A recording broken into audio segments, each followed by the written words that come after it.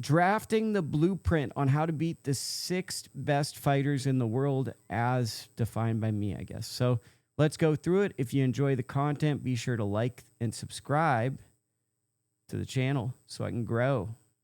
Recently unemployed. It would really help me if you could subscribe to the channel. So let's start with number 6, David Benavidez.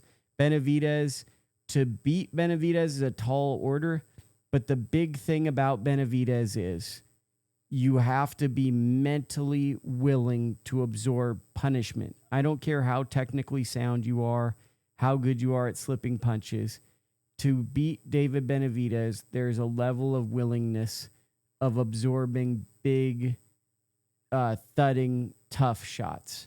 And that's always going to be the case with Benavidez. So for me, to beat Benavidez is someone who is physically durable, tough. You may be a good boxer, but the big thing is going to be someone that's willing to embrace a chaotic, crazy, tough fight, because Benavidez might have the most balls of any boxer in the sport today, and he's changing people. When he fights them, he's breaking people. Look at Morrell. Morrell is not the same fighter anymore after he fought Benavidez.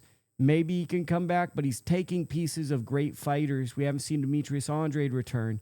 Who knows what happens to Zordo? He's taking guys that are his contemporaries, and he's beating them. So the guy that's going to have a chance beating him is someone who's mentally strong and embraces that type of fight. Number 5, Dmitry Bivol.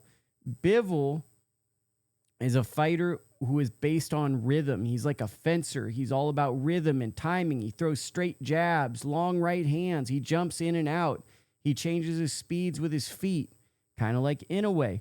Who's the guy that could beat him? Well, I think it's going to be a complex pressure fighter, and one could argue that Artur Beterbiev did beat him, maybe even beat him twice. Who knows? I couldn't tell a winner in either fight, but they were both fantastic fights. The guy that can beat Bivol is someone that's a younger version of Beterbiev, someone who can apply pressure but is not going to just be reckless and aggressive. That is going to be a style that could give Bivol problems. Also, Bivol's style is based on being young. He came out, I remember he emerged in 2017, 2018, maybe 2016. He's now an older fighter. He's in his mid-30s. There is a chance that he starts slowing down. When he slows down, things are going to get really tough for him too. Number 4. I wrote this down wrong. Who is number 4? Shakur Stevenson is number 4. And Shakur Stevenson is the toughest fighter to game plan on how you would beat him as a fighter, because he's nearly a perfect boxer, right? He's good at range, but what makes Shakur so good to me is he's a southpaw, but he's good at different ranges. He's good at long, mid. He's good at in close. He shortens the shots and turns and gets you back out. He's like a magician. The guy that will beat him is someone who doesn't subscribe to technique, who's tough, physical, durable, awkward, uncomfortable. Someone like a Marcos Maidana. It's someone like these guys that trouble the traditional classic boxers. That's the style that could give him an issue, okay? I don't know who that guy is. To me, Stevenson is a nearly perfect fighter, but the guy that could give him issues is a physical fighter. I think you also need a little bit of help where either injuries or a lack of motivation in the gym kind of also help him.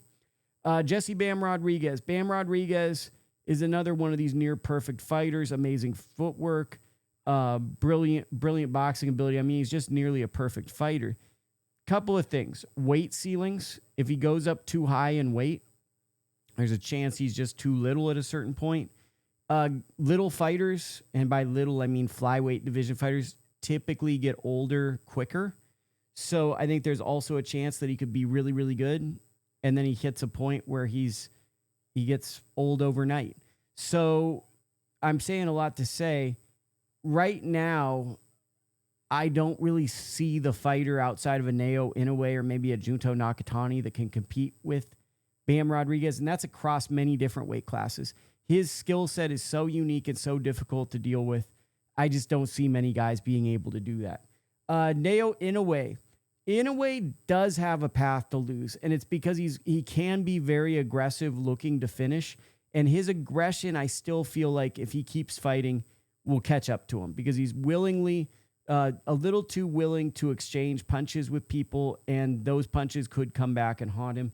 So I think the blueprint on him is someone that's willing to exploit.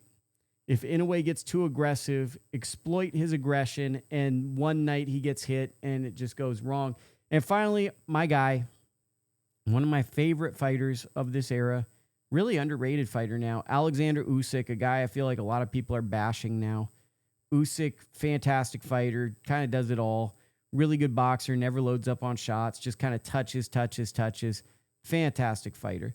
I think that the way to beat Usyk is just also, it's kind of like Shakur Stevenson. It's a physically imposing fighter who's able to tire him. And as he gets older, that guy Agat Kabayel is a very fascinating fight because he is a workhorse and he's able to throw a lot of punches, and albeit he gets hit and he's not the prettiest style, it might be pretty fascinating to see how those two look in the ring together. So that's my blueprint on how to beat the 6 best fighters, in my opinion. Did I get the 6 fighters right? Let me know in the comments. Let me know if you guys have strategies, and let me know if you want me to do more videos like this in the future.